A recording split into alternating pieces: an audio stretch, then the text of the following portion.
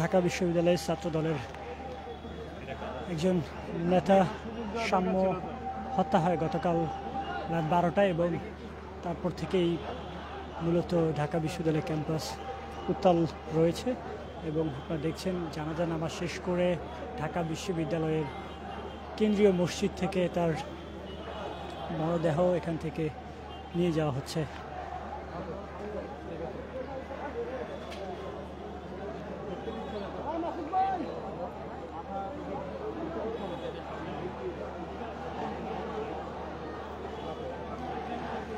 এবং আজকে এই জানাজায় আপনাদের জানিয়ে রাখি সাম্যের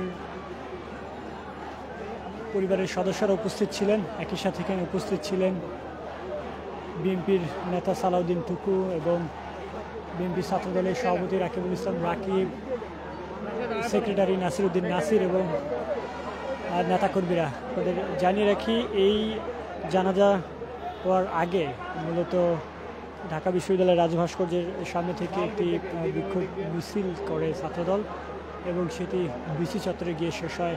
তারপরেই মূলত এই ঢাকা বিশ্ববিদ্যালয়ের কেন্দ্রীয় মসজিদে জানাজা সম্পন্ন হয় এবং জানাজা শেষে মরদেহ নিয়ে যাওয়া হচ্ছে।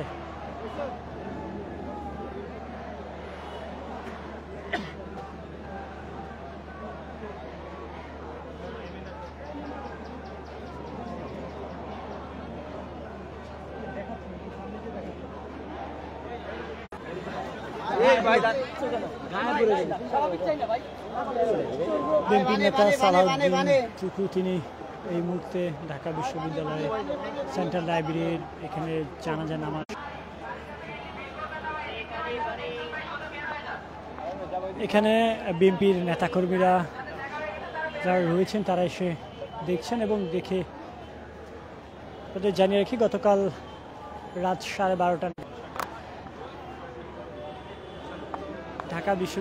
ঢাকা মেডিকেল কলেজের সারাত মরদেহটি ছিলেন সেখানে আপনাদের জানিয়ে রাখি